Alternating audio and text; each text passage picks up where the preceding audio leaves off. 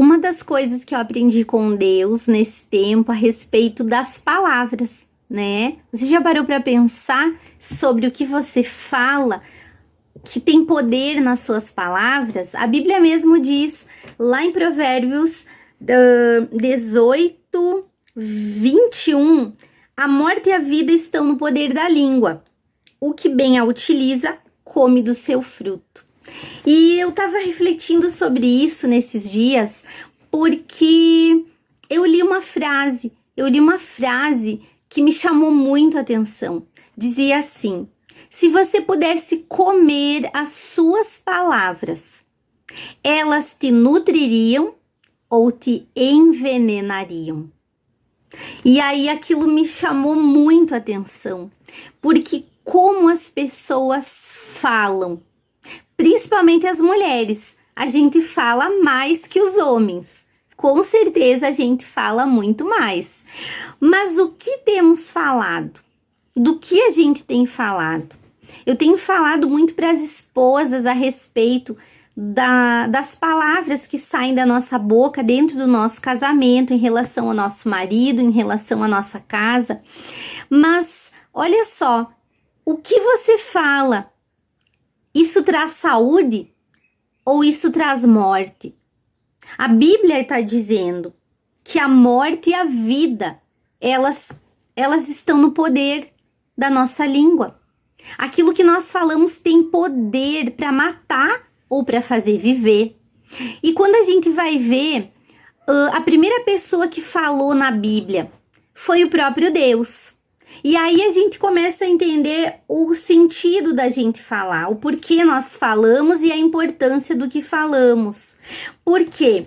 Porque quando Deus fala em Gênesis 1:3, né, a Bíblia diz: disse Deus, haja luz e houve luz.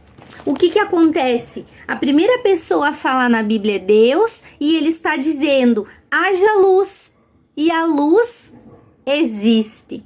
Então Deus não está falando para conversar, para manter um diálogo, para comunicar alguma coisa. Não, aqui já está explícito que a palavra tem o poder de criar.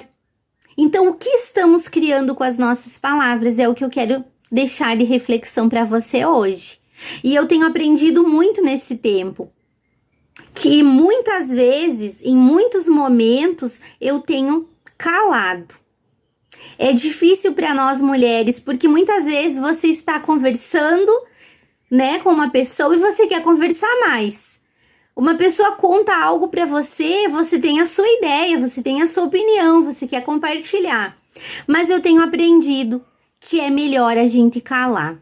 Tem momentos que a gente vai aconselhar alguém e na hora você pensa, eu vou falar isso, isso, isso. Não, a Bíblia tá falando isso daqui, eu preciso falar para essa pessoa aqui que ela tá fazendo errado. E naquele momento, o Espírito Santo fala para mim, fica quieta. Fica quieta, não fala nada, não é hora de falar, é hora de ouvir. E aí tem muitas vezes que eu ouço e Deus me diz para ficar quieta e eu vou orar e vou refletir sobre aquilo que eu ouvi e aí o Espírito Santo, ele dá o momento certo, ele promove o momento certo de eu ter a oportunidade de novamente conversar com aquela pessoa e aí sim falar o que Deus quer falar. E nós precisamos aprender a ouvir mais a Deus e falar menos. Muitas vezes eu tenho jejuado palavras. Isso é incrível. Você não imagina o poder que tem você jejuar palavras. Várias vezes Deus diz para mim, não fala.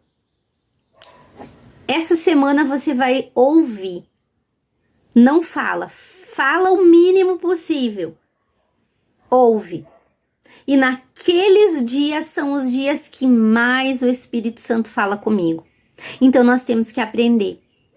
Cuidar aquilo que nós estamos falando. Se não vai gerar vida. Se não vai gerar bênção. Cuida. Não fala. Muitas pessoas estão falando, e aí não sabe porque estão passando por problemas, dificuldades, enfermidades, situações difíceis, mas muitas pessoas elas estão amaldiçoando com as suas palavras e trazendo morte. Exatamente como a Bíblia diz, a morte e a vida estão no poder da língua. E aí quem a utiliza bem vai comer o seu fruto bom, mas quem a utiliza mal vai comer maus frutos. Então fica essa reflexão. Cuidado com as suas palavras. Aquilo que você fala traz vida ou tem gerado maldição para você e para as outras pessoas? Vamos cuidar das nossas palavras.